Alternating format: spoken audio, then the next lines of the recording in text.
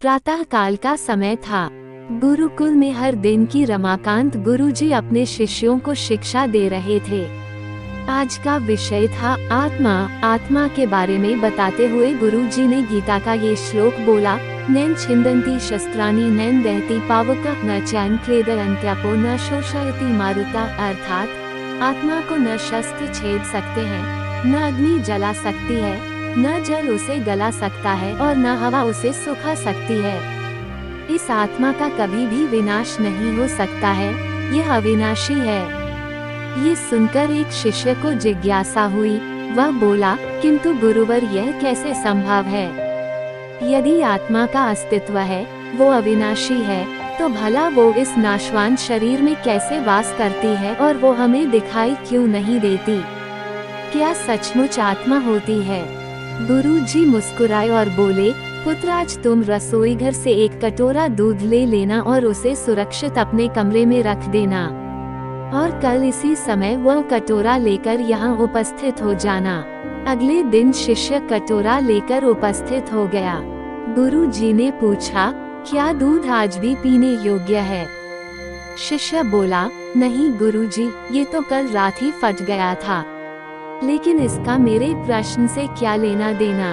गुरुजी शिष्य की बात काटते हुए बोले, आज भी तुम रसोई में जाना और एक कटोरा दही ले लेना और कल इसी समय कटोरा लेकर यहाँ उपस्थित हो जाना।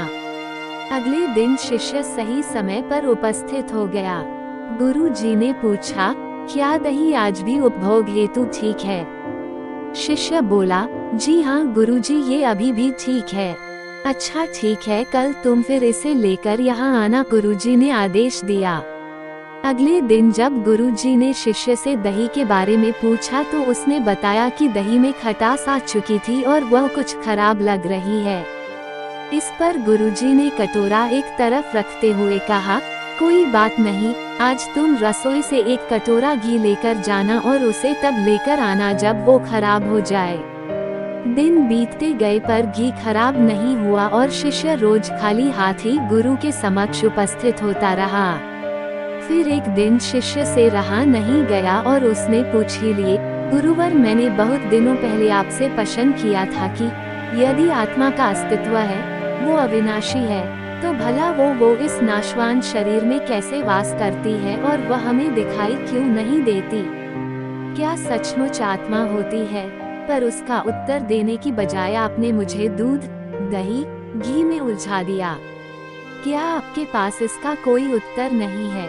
इस बार गुरुजी गंभीर होते हुए बोले, बेटा, मैं ये सब तुम्हारे प्रश्न का उत्तर देने के लिए ही तो कर रहा था। देखो, दूध, दही और घी सब दूध का ही हिस्सा है, लेकिन दूध एक दिन में खराब हो जाता है, दही 2-3 दिनों में, लेकिन शुद्ध घी कभी खराब नहीं होता। इसी प्रकार आत्मा इस नाशवान शरीर में होते हुए भी ऐसी है कि उसे कभी नष्ट नहीं किया जा सकता। ठीक है गुरुजी, मान लिया कि आत्मा अविनाशी है, लेकिन हमें घी तो दिखाई देता है पर आत्मा नहीं दिखती। शिष्य पूछा, गुरुजी बोले, घी अपने आप ही तो नहीं दिखता ना।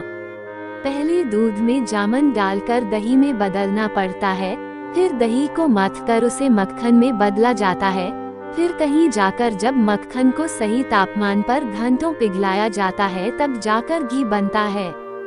हर इंसान आत्मा का दर्शन यानी आत्मा दर्शन कर सकता है, लेकिन उसके लिए पहले इस दूध रूपी शरीर को भजन रूपी जामन से पवित्र बनाना पड़ता है। उसके बाद कर्म की मथनी से इस शरीर को दीन दुखियों की सेवा में मथना होता है और फिर सालों तक साधना व तपस्या की आंच पर इसे तपाना होता है, तब जाकर आत्म दर्शन संभव हो पाता है। शिष्य गुरुजी की बात अच्छी तरह से समझ चुका था। आज उसकी जिज्ञासा शांत हो गई थी। उसने गुरु के चरण स्पर्श किए और आत्म दर्शन के मार्ग पर आगे बढ़ गया।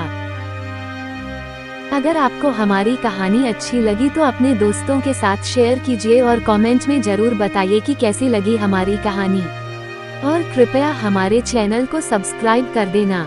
धन्यवाद।